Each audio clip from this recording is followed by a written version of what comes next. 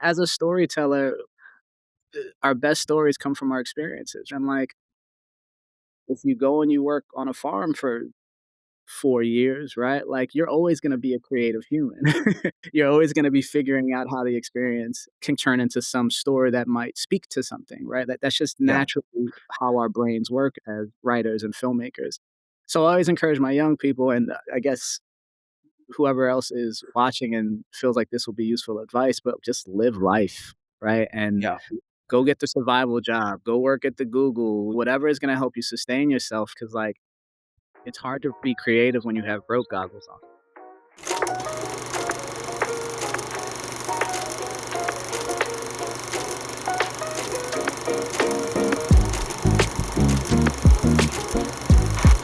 Good day, filmmaker Brandyn Johnson of Co-Parenting Story, Seaweed Snacks, just so many brilliant films. Brandyn, how are you today? Man, I'm good, Benjamin. Thank you for having me on, man. And lucky I get a chance to chop it up with you. Oh, I love when I watched Seaweed Snacks, I felt like you were taking a page out of my life. It was like to every single birthday party I've been to where I'm sitting there and trying to talk with somebody. And it's like this universal experience that we don't often see on screen. There are occasionally more mothers taking on this experience, but even then, that is not always the case. So, what, along with co-parenting story, which I'm excited to talk with you about, which is a project that you're working on now, like, why does this topic of fatherhood so important to you? I feel like it's rare to have a filmmaker who has multiple projects on that related type stories. Yeah, man, just generally speaking, it's right in front of my face. Like, It's your it's life. yeah, it's the thing that I know really well and the thing that I'm constantly trying to unpack and make sure that I'm making good decisions for me, right? Because the things that I do for me directly impact what happens for Gray, which is my son's name. So I think that once I became a father, I really started to really think about the things that were handed down, right? And the ways in which I can decide what things to take and what things to leave behind when I'm designing Mm, my future or designing a path forward for me that works, right. right? So I think that's ultimately always where co-parenting story and like seaweed snacks and honestly everything that I kind of write and have been working on for the last couple of years comes from. It's like, how do we design a life that works? Do you feel like a lot of filmmakers take on whatever they're presented? Obviously, true crime and things, hopefully people aren't out committing crimes, but like, how often do you think filmmakers, and then you were also part of Project Involve, Film Independent, you've been a part of so many different great programs. Is a corollary to write what you know? Like, how do you feel philosophically about taking on topics that are part of your life or things that people know about? I I mean, I definitely come from the write what you know school, but I don't think it's the only Okay, school. I think that once I started filmmaking and I was thinking about the stories that were interesting to me and I felt like I could, not necessarily that I had permission to tell, but just the ones that made me feel something, they usually came or were inspired by something in my own life. Like I've hats off to filmmakers who can write things and build worlds that might not necessarily directly reflect where they come from. That's not how I right. operate, but like I appreciate them. I love sitting and watching a film that where the world was built. And some of my favorite books that I've read recently, science fiction, Afrofuturism, right? Those are worlds that are I'm always in awe at filmmakers or Yeah. storytellers that can kind of just think of shit like that. Not not the way that I work, right? So it's always nice to be able to tap into something that I can't necessarily do myself. Also, is cursing okay? Yeah, I'm okay. cursing is fine. Well-placed cursing is great. So, how did you get started? So, you went to USC for your master's. How did you get started in filmmaking? Did you know from an early age that this is what you wanted to do? I guess in hindsight, like it's funny, I had a talk with one of the filmmakers that I mentor over at Ghetto Film School. They asked for an interview recently and I got the same question. And I guess like I had an opportunity to look back on it and like now I can say that yeah, I guess I did start at an early age. In high school, like I was lucky to go to a high school in South Florida that was like a movie school. Like it had a good Oh, cool. sport program. It had a kind of a cutting edge technology program back in those days. I'm talking about 2000 and I don't know, 7, 8. Yeah. kinda dating myself, but, like, there was a class there that did the morning announcements, and I always thought it was cool that those guys got a chance to skip class. My my high school self was just like, I wanna do that." In 10th grade, I got introduced to just, like, filmmaking as a real creative and artistic storytelling device, like my Mm. professor. It wasn't just cutting the morning announcements and shooting lunch in different events. It was like watching the bridge over the river.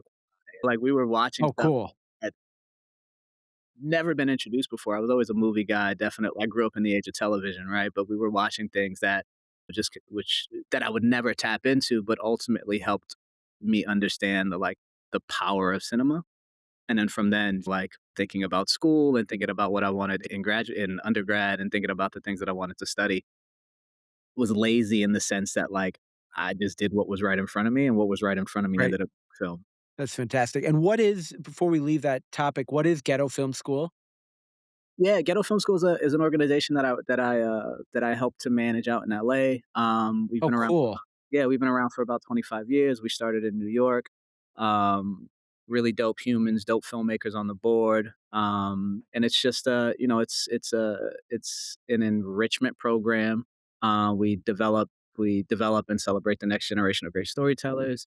Um, the program that I help to manage is the Fellows program, which is for 14 to 18 year olds. Okay.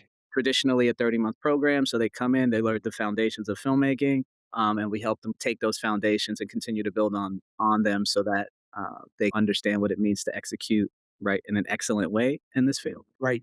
That's why it's so long.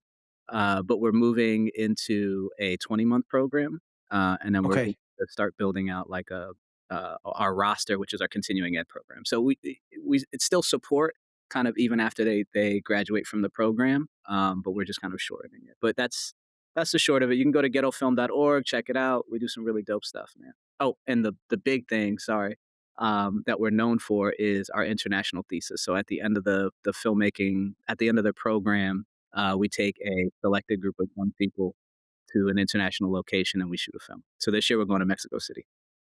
Oh, that's so cool. Do you feel like kids that age are benefiting from having phones always with them, like creating stories? Or do you feel like it's harder to learn the basics because they have this different idea of filmmaking?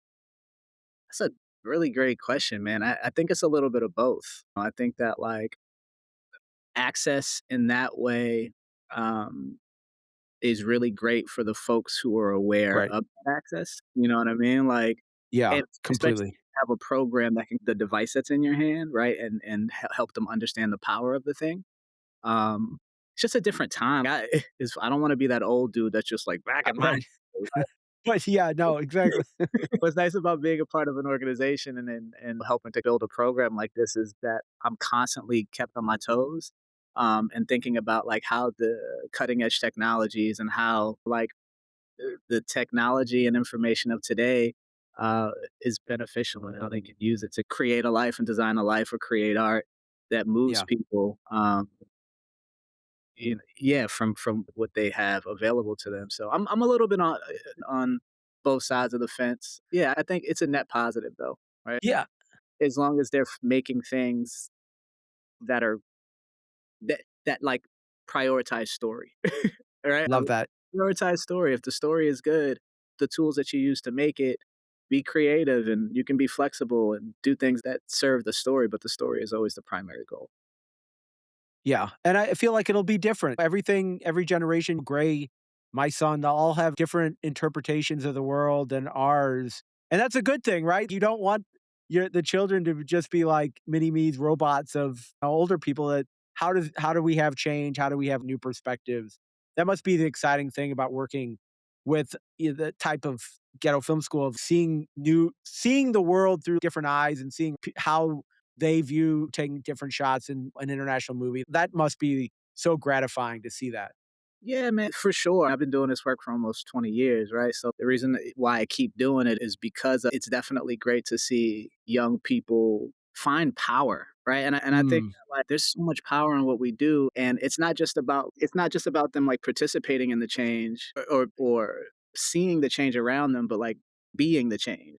Like, Ooh, the thing that we do yeah. with art, it's like we have an opportunity to shape the world. Everything socially around us was created by us, so, like, why not us? Why not why not be an active participant in helping to build the kind of world that we wanna be in? So that's why I love being a part of programs like this because I just help young people, like, find their power.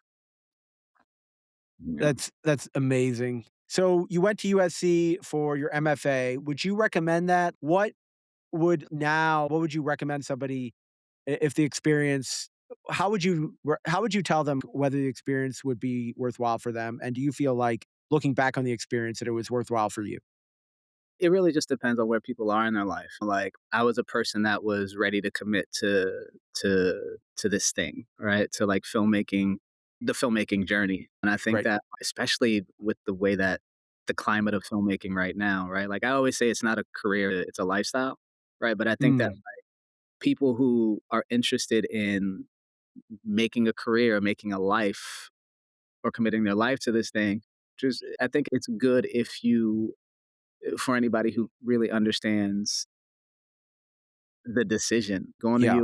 Going to US, you get access to really great humans more than anything. Like, Mm, you gain access to people who are just as committed to this thing as you are, right? And in that way, you build long-time collaborators, right? Which is kind of the same with a Project Involve, or that's the reason why you right. join these incubator, these development programs, right? Is so that you can continue to build relationships more than anything, right? With like really dope humans.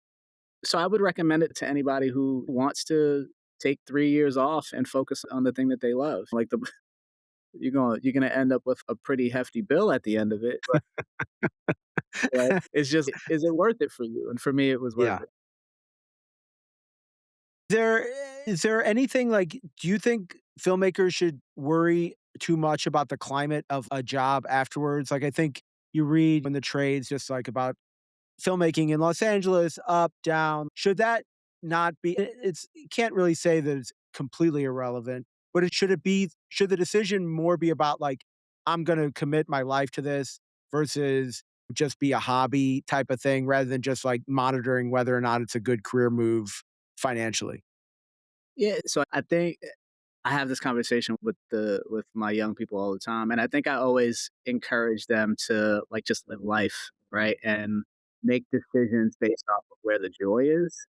The reason why we do what we do, or the reason why I do what I do, is because it like brings me joy, and it has Yeah. been. There's always moments where I'm constantly checking in with myself and trying to figure out if brings me joy, right? 20 years in, I'm still having that conversation, and right now, it still does. Talk to me in about Yeah. 2, right? But, like, I I think that translates into, what kind of advice I would the kind of advice that I would give in regards to that question. It's sorry, I lost my train of thought, I'm just trying to find it again.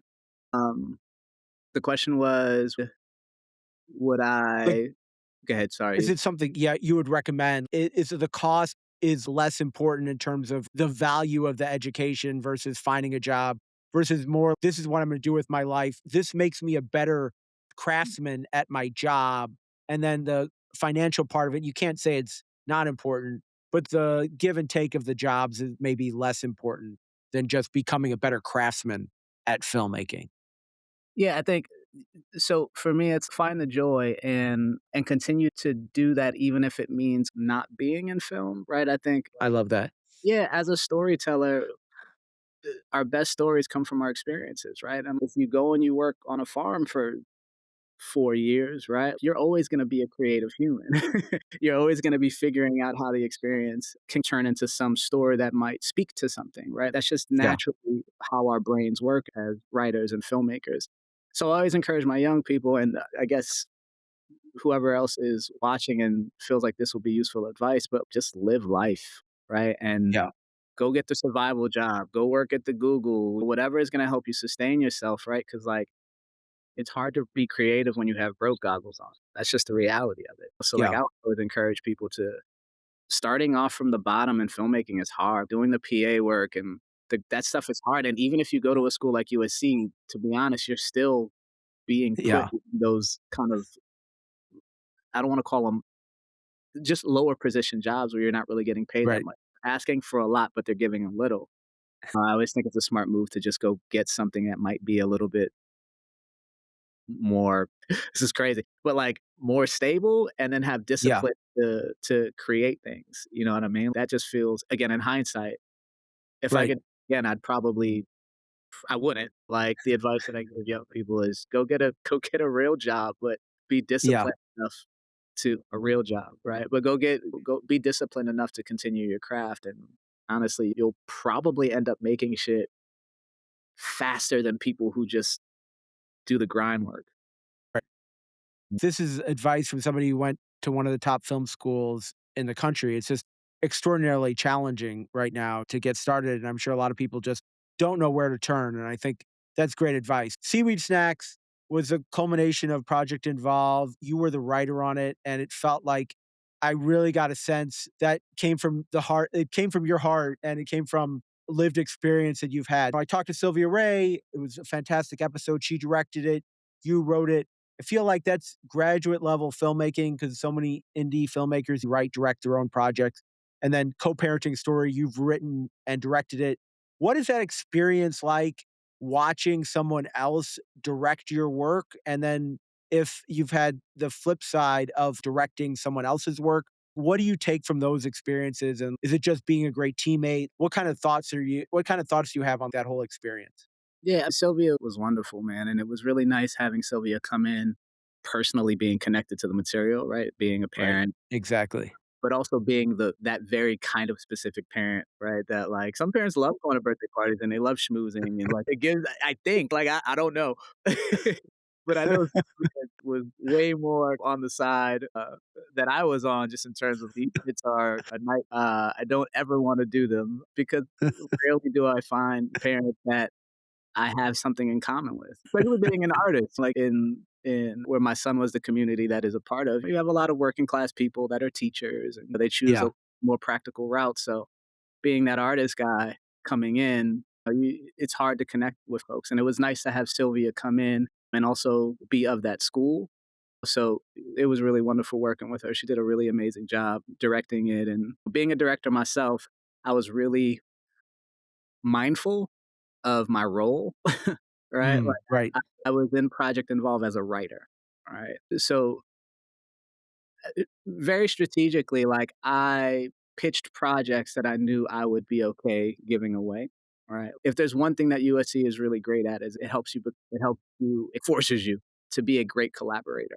So coming into Project Involve, I already knew how I needed to operate in that space. So I wanted to make sure that Sylvia, more than anything, felt like she was the leader of the ship. So right from the jump, when she was selected on it and when we started to have our collaboration sessions, I was really clear that as long as the spine and the core of the film doesn't change, I was pretty amendable to making the film work for both of us. And on the flip side, she was also really protective of my words, right? So it ended up just being a really beautiful collaboration that I think Wow. translated on film, but also to the set and everybody else's experience on it. It was a really dope production. We had incredible humans on set, and you can really feel the synergy throughout. Wow, and that can't happen very often, right? It has to be 2 people that are really care about how their collaborators and are just very present in their role. That can't happen very often, I imagine. Nah, you know, I think that no, and with that said, I think that as a filmmaker, it's important for us to understand our part in the process, right? Right, We're the X factor in a lot of ways, right? The right. energy that you bring to spaces helps to dictate the space. You know what I Yeah. mean? In this particular, I Yeah. think everybody involved, like Tyron, Avo, right, Andres, everybody was of that mindset where we were really mindful about how we were interacting in the space, right? And also trusting each other to be the best version, trusting each other to be like excellent at their craft so that we knew everybody was going to do what they needed to do in service to creating the best film possible. Yeah, it was an ideal situation. It doesn't happen often, but I think it was nice to have it this time because I Yeah. think types of programs could be difficult if you don't walk into it with the right mindset. And I love the film so much. I watched it, loved it, and then I was at a birthday party a few weeks ago. I just sat on the couch the entire time. I watched my son. I let my wife just go around and socialize. I was just focused on my son, and I was thinking the whole time, Brandon would be judging the shit out of me here. This is exactly the experience, and I'd be like, I would be on your side, man. I would sit next to you. and it was like, "Oh, time to go? Okay." And I'm like, I Yeah, didn't you move at know, all. I you didn't talk to anybody. I was like, you wouldn't be alone in that one. It's funny, my son, just a quick little side story. I had to take my son to a birthday party a couple of weeks ago too, and he called me out on it. And I don't know if it was directly in response to Seaweed Snacks because he's watched it. He knows what I do. Okay. I was like, "Yeah, we're gonna go to this thing," and he was like, "Are you gonna talk to anybody?" And I was like, "Why you ask?" He was like, "'Cause you just sit to the side and it's embarrassing." I was mindful of that going in, so I made a little bit more of an attempt to Effort. yeah, I made a little bit more of an effort, but he's on to me. He's definitely on.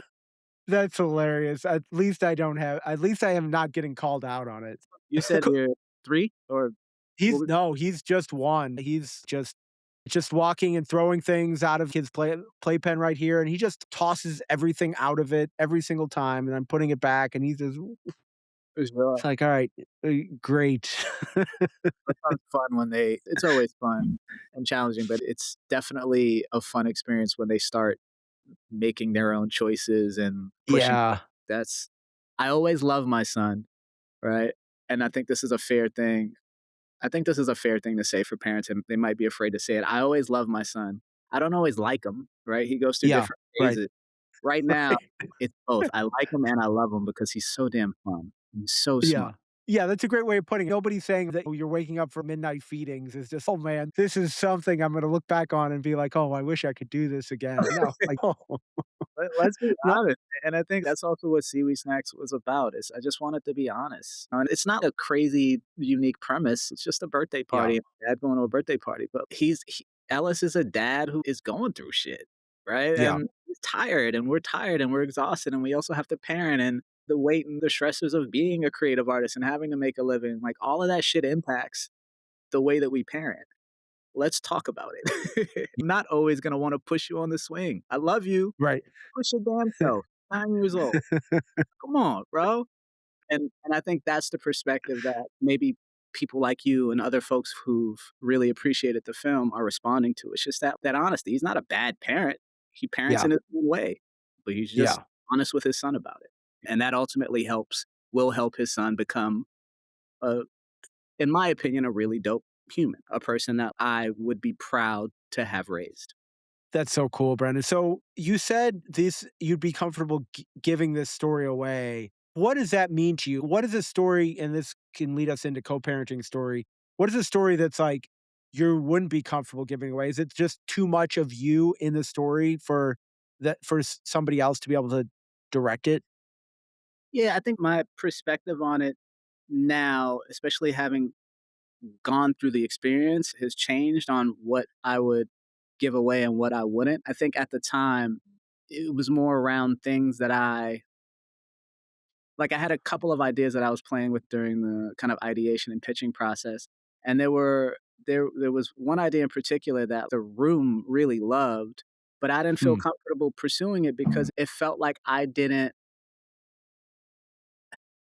wasn't the right person to tell it at that time, right? Like, I mm, felt like I was still exploring it.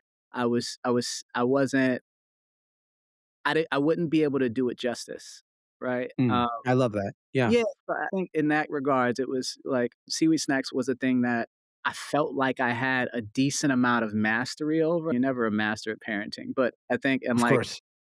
the kind of story that it was, that I'd be able to I knew exactly what I was trying to say and how to say it. And I think once I had an understanding of that, then no matter who came aboard, always knew what the point of the story was, and I couldn't say that for the rest of the ideas that I was pitching. So I think, like, now having gone through it, even with co-parenting, before I would have said that was a story that I wouldn't give away.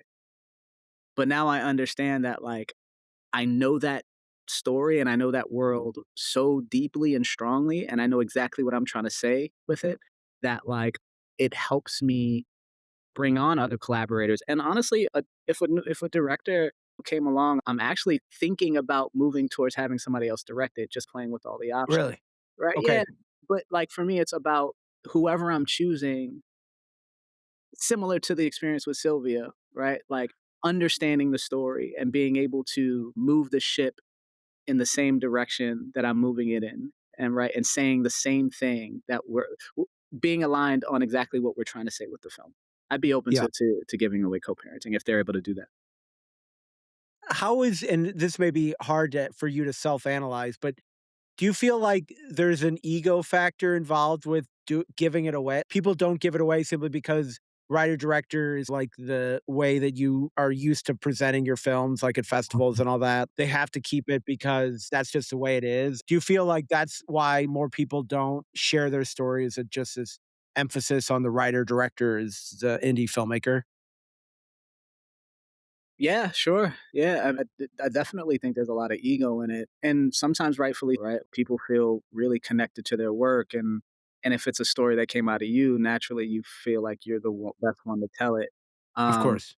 with Project, and I always say Project Involved was incredibly humbling for me. Like I was a guy who, for sure, understood my role, knew what I needed to do, how to be a good collaborator, right? But I was very much, I definitely had a little bit of an ego, and being in that space was really important for me because I recognized that, and I knew it, but it was just nice to be a part of it, that everybody in there was just as dope as me, Yeah. Right.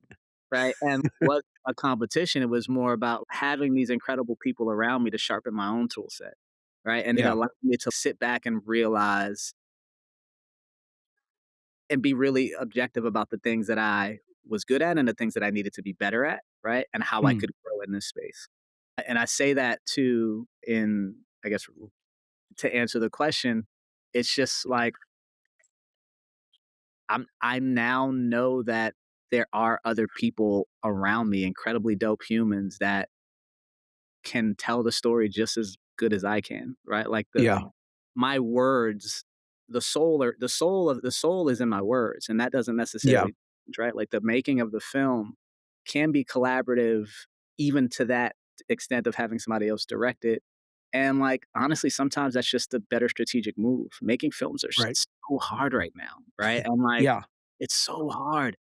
And I know that right now, nobody's going to give me X amount of money to make this film because I'm not proven as a director. That's just the reality of the situation. But there might Okay. be somebody who is. Not even might. Yeah. There are other people who are more proven and are a little bit further in their director journey. Why not make that strategic choice to have somebody else direct it so that I get something made? Right. So that's just kind of where I'm at. And hopefully people can think about that. It's strategy, right? Like the Yeah. story that you're trying to tell still gets out. And there are wonderful humans that can totally tell it. The trick is just finding the right collaborators for it. Do you feel that you're operating as at a higher level with your writing then? That your writing is better than normal, and that's given you an entree to different types of projects, and that ability to say, "Yeah, I could find a director for this," just because your writing is at a higher level than what is normal, what people are normally seeing in terms of scripts. Yeah, that's a good point. Yeah, I'm still a little arrogant with it. I'm the dopest, right? I So yeah, right. You got to be a little crazy and a little right? arrogant to be an artist. Yeah. What were you gonna say? Sorry, I didn't mean to cut you off. Yeah, no, absolutely. If you can't be your number 1 fan, who is gonna be your number 1 fan? Yeah, man. Like I definitely think that I'm writing really great shit. So Yeah, people who I have the opportunity and access to really dope talent, right. right? Be a director or an actor, people who want to be involved with a thing. That's a really great privilege. It's also 20 years of work. Like Yeah, it takes your whole life to right. be right. I've been doing this shit for so long that yeah, I am good at what I do because I've been consistent in my practice. I will say that it's that humility of it is rare, just from people talking with most people won't say that, "I'll give up my story," in terms of just being strategic. They'll keep to this writer-director thing, so I think your attitude is rare. So, co-parenting story, can you talk a little bit about what that is about, and then what you're working on altogether, and then where do you see yourself in a couple years? Co-parenting is a film that I wrote actually back when I was at USC. I have a couple of projects that start and stop. Co-parenting most recently just felt like the one that was best for the circumstances. Like it had a great proof that I can pull from it. It's relatively low budget. And like the idea was having that be my first feature, right? It was a really nice kind of way to introduce myself to the world because it felt really personal and it takes your whole life to make your first album. Right. It was that kind of a situation. It was me imagining what a healthy co parenting relationship could look like. I've always heard stories, and I think the people around me, it's apparent that co parenting isn't the easiest thing to do. Yeah. Right? Especially when two people don't like each other, right? They're kind of suffering from whatever feelings are revolving around a separation or love that was lost, or it definitely makes the thing really hard. It was just a story that I wanted to create where two people right away put the child first. Right? Like where that wasn't even a question. It was Right. like there's two people who are having or deciding to have a child together, right? So it's already built into the story that that is not the conflict. The child is first. The conflict ultimately comes in that one character or the characters are making this decision for very different reasons, right? One character is just madly in love with them and is hoping that person will change their mind as a result of co-parenting for a year and seeing what happens. Yeah. Right? And the other person is doing it because they want to make a statement, right? They understand the importance of designing life, right? And why not have a baby with a partner and live together, right? Right. And raise this thing together because we can. We absolutely can. So it's two people on a journey together, but their objectives are completely different, and that's what creates kind of the tension and the chaos and the comedy in it. I think it's really fun and beautiful, and people who have read it really similar to what I was doing with Seaweed. It's human as shit, but Oh, funny. I love that. It's human as shit, but wildly funny. And it's all built around the ability that we have to design the kind of life that we want to see. Yeah. And where are you in the process? The script is written, and then that's sort of you're in pre-production trying to figure out how to get it made? Yeah, so we script is written, we got the deck. We have a couple of attachments for the proof. We have fiscal sponsorship through Film Independent for the proof. Right. We're all set up. It's just about raising the money. And Yeah. without giving too much away or being too personal, but life is lifed like Yeah. hell the last couple of Oh, months. god. The world is heavy right now. We're Oh, you and I are still trying to figure out how we balance, and it's not just for me. I think for everybody, we're just right. trying to figure out how we balance our lives and also dedicate enough energy and attention to the thing so that we can get the thing funded. We're trying to figure it out, but the hope is to shoot it middle towards the end of this year. The proof. Okay. Awesome. Awesome. And are there any other projects, Brandon, that you're working on that you wanna talk about? I always I wrote a project recently. It's a pilot. It's called Elwood. Ooh, I say that it's the best thing that I've ever written. And the reason why I wow. say that, yeah, it's because it came from such a deep place and it's maybe human in the most kind of beautiful, fucked up, just complicated way, right? It follows an older man. He's about 66 years old, and he's lived his life with purpose, made all the right decisions for him, not what other people decided were the right decisions were. He was a person that was really in tune with the things that he wanted and how he wanted to design a life and how he wanted to create impact. He decides one day that he's good. He decides that what a privilege it'll be to transition out of this world on his own accord. All right, so he decides to Mm. kill himself. So he tells his adult children, they're like mid-30s to 40. There's 3 of them. "Hey, I'm gonna kill myself, but I need you all before I do it, I need you all to plan a celebration of life party for me." Oh my god. So, of course, they're like, "No, we're not doing that shit. That's crazy." Ultimately, they decide to go along with the plan because they want to help him. They're doing it to help show him to help him find something to live for. Yeah, wow. But ultimately, through his passing, and because he does kill himself, but ultimately through his passing, he teaches them what it means to truly be alive. So, yeah, call up people, Benjamin. We got it. Go. You know? Brandon, how do you think that you became such a great writer? Is it something that you did from school, a great teacher? Is it just reading a bunch of great scripts? Like, where did this talent come from, do you think? Man, I don't know. I mean, there's a lot of just being fortunate, being in the right place at the right time, or just being aware of my surroundings, right? And I think Mm, being sensitive to the world and pulling from it the things that I wanted to pull from it, and not and oh, that, and man, it's so wrapped up into everything that I'm doing, even with my writing, right? No matter how complex my relationship with my parents are, or whatever they did in their own lives, the reality is that they provided a space for me, right, to be incredibly open and to receiving the things that make me happy. And I think right. that translated or transferred into everything that I've done. When I was in school, I had great educators who were super passionate about things. And like my favorite classes were the ones where the professor was the most passionate.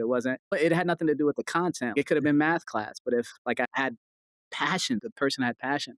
So I always knew that whatever I ended up doing, I just wanted to make sure that I was passionate about it, because that ultimately was going to be the thing that created impact, right? And I think at a really early age, I get so with Elwood, I think the suicide has always been something that I've thought about, right? Never necessarily made a plan, but it's a thing that from a really early age I was aware of, right? Yeah, And I was aware that I had the ability to do or not do, right? And right. I think that ultimately I decided somewhere in my 20s, maybe when I was deep in a hole, that if I'm gonna be here, I'm gonna make sure that I have a net positive impact, right? Mm, I didn't wanna be a person who, like, just had to deal with the shit. I wanted to be a person right. that created solutions to it, right? And I think that's where my ability as a sto or that's where my interest as a storyteller lies, and why I'm so passionate about it, and how all of the things that I interact in the world come to play together, because it's all rooted in that idea that I'm going to be a part of the solution, and I'm only Mm, interested in things in this world that are problems to solutions. And I want to make sure that I speak about those things in my writing, because one, I'm unpacking the thing and right. understanding the sides of the story, but also I understand that by putting it on the paper and ultimately and hopefully on the screen, that other people it can help other people's processing of these things too, right? So it's this like I'm living in it, I'm observing it, I'm unpacking it, but I understand really deeply how the sharing of it can impact humanity, man. Kindness is currency, and I'm only ever interested in creating a world where people put each other first. Wow. What an amazingly self-aware answer. I feel like and just so deep in the sense of you're mining hugely personal human emotions that are you wind up on screen and through your writing. And I'm always impressed when I talk about these kind of things with people about their stories and just about films that I love. It always takes almost everything of them that they put in it to be like an excellent story. You don't hear these great stories come from, "Yeah, I just kinda wrote it on one day and just could take it or leave it." It was just like a it was always like, "I put everything I had into this, and it's brilliant, but it's because I put so much life force into it that it got there." Yeah. And every project is different. Co-parenting, I happen to have been writing for the last 7 years, but Elwood, I was feeling things so deeply for 6 months, Yeah. and I finally decided to go to the page with it, and it came out in a day. It's just, but it is about the lived experience and sitting in the feelings. And because I'm a writer, that is my outlet. That's where I go to just kind of get it out. So, Love that. That's so amazing. So, Brendan, Indie Film Podcast, love supporting other people's projects.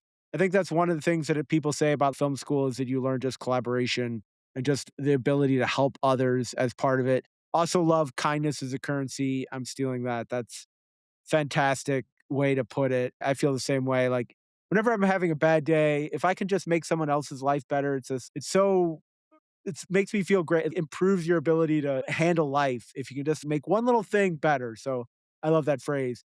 Is there a film out there or filmmaker that you wish more people knew about? man, there's just so many. When you, I was looking at the question that you sent, and I was like, man, I can't just start naming people because I'll never stop. I think that I was fortunate to school with some really incredible filmmakers, kind of coming out of not just USC, but AFI, and like all of these film making programs that are in the community, and also just the filmmaking community in Los Angeles. in general, particularly those of filmmakers of color. Yeah. Really incredible. So I'm not going to speak to anybody in particular, but I will say that there's some really dope humans around me. I will take the moment to do a little bit of a plug for the organization. Just look out for these GFS kids, man. And it's not just because I'm directly working with them. They're just so damn good and savvy. They're like 16, I 17, know. 18, managing budgets of 80 grand and like we're shooting in internationally and like just the understanding of filmmaking that they have at such an early age is dangerous. Right? It's dangerous in the best possible way. So look out for my GFS kids, man, because they're coming to take this thing over in the best possible way. So I'm excited to see what they do. Yeah, I am just always amazed with kids. I struggled with an 8:50 AM class my first year of college. I couldn't wake up before 9 AM to attend a class, and it's like kids nowadays are, like, traveling internationally and taking care of it's like, where was that? Like, how do I get that at 18? Different I world, man. Like, I'm always wondering, is it a different world or are we just on the other side of it? Like, just our vantage point maybe. is different, you know? I don't even know.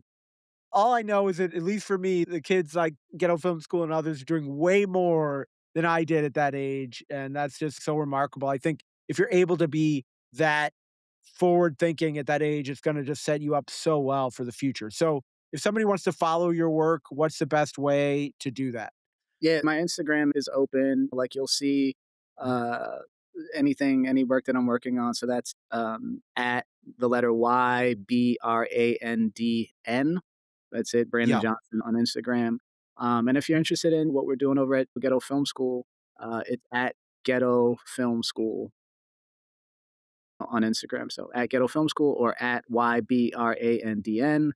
You can, check out what I'm doing, what the organization is doing, and you might even, get a glimpse of Baby Boy because it's basically his profile. I just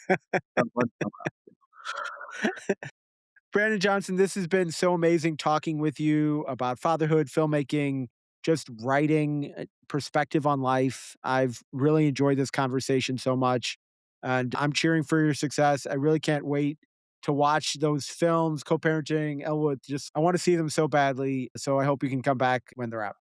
Benjamin, this is incredible, man. And emerging filmmakers or like myself is wonderful, and you're so fun to talk to, man. So thank you so much for providing, the opportunity to chat with you. Yeah, if I'm ever at Los Angeles birthday party, I'll look for you on the couch and we Man, can just continue. I'm telling you, give me a heads up and I'm coming. Coming. I'll hang out.